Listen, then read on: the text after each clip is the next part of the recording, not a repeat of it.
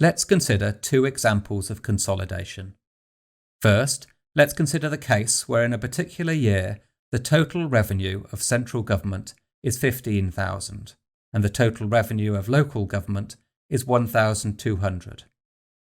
In the same period, the total expense of central government is 16,500 and that of local government is 1,300. During the year, a central government unit provided a grant of 500 to a local government.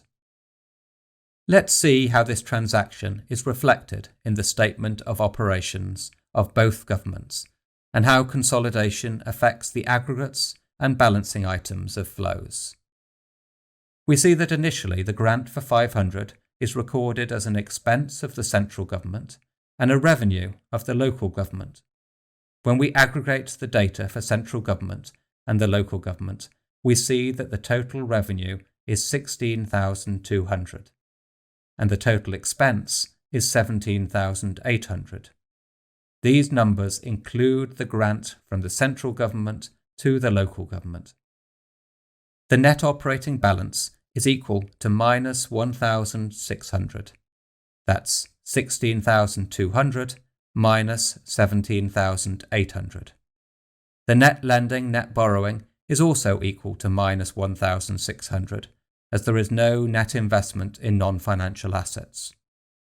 However, we do not want to count the grant of 500 between the central government and the local government when we compile data for the general government sector.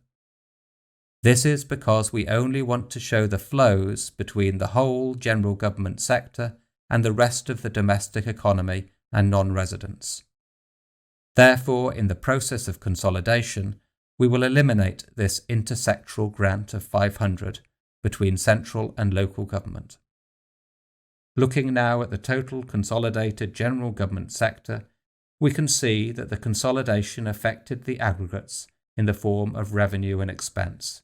These aggregates are both 500 less. However, the net operating balance and the net lending, net borrowing balance are unchanged at minus 1,600. Note that consolidation is always symmetrical. We eliminate the same amount on both sides. Because of this symmetry, the balancing items, such as the net operating balance and net lending, net borrowing balance, are always unchanged. Let's now look at a second example. In this example, at the end of the year, the central government has a net worth of 20,000, consisting of 70,000 in non-financial assets, 30,000 in financial assets, and 80,000 in liabilities. At the same point in time, the local government has a net worth of 1,250, consisting of 3,000 in non-financial assets, 4,750 in financial assets, and 6,500 in liabilities. Now assume a central government unit has issued securities valued at 1,000, which were bought by a local government. Now let's see how this transaction is reflected in the balance sheets of both central and local government, and how consolidation impacts the aggregates and balancing items of stock positions.